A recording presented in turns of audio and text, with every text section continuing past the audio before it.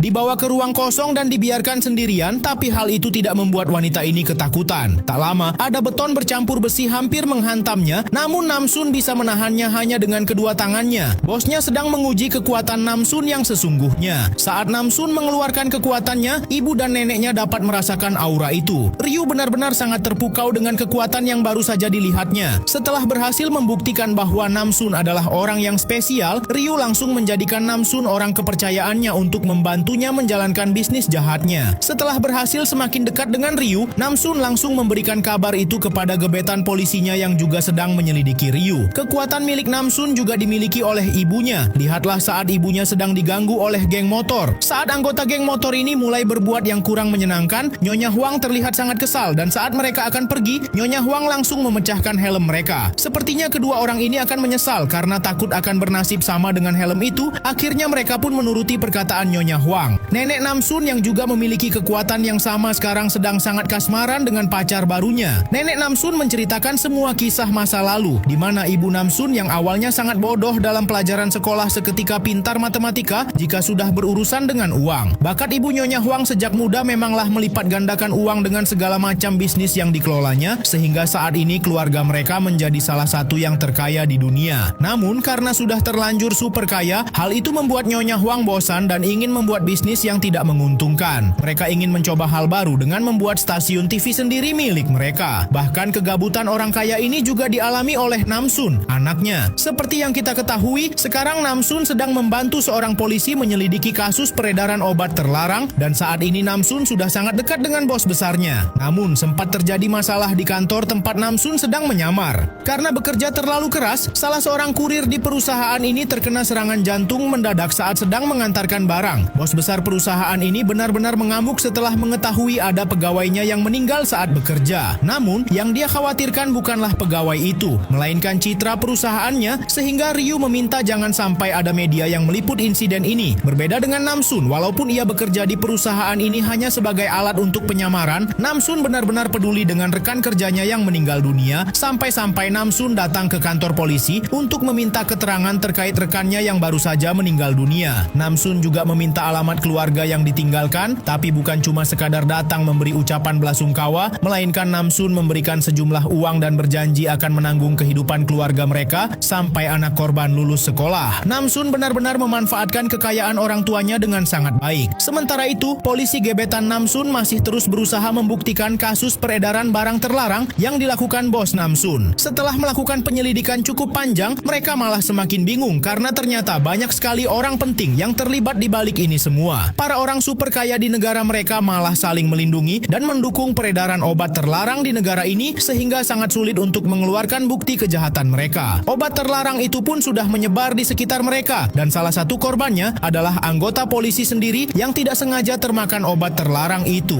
Lalu, yang sangat tidak terduga adalah adik kandung Namsun juga sudah mengonsumsi obat itu. Ada wanita yang mengedarkan dan mengatakan bahwa itu adalah obat diet sehingga Namin memesan lebih banyak lagi obat itu. Hubungan Namsun dan juga polisi yang sedang menyelidiki kasus obat terlarang ini pun semakin dekat. Bahkan malam ini Namsun tak malu-malu mengatakan kalau ia sudah jatuh cinta dengan Gan Hisik. Tapi di sini Gan Hisik malah sangat khawatir karena Namsun terlalu dekat dengan orang berbahaya.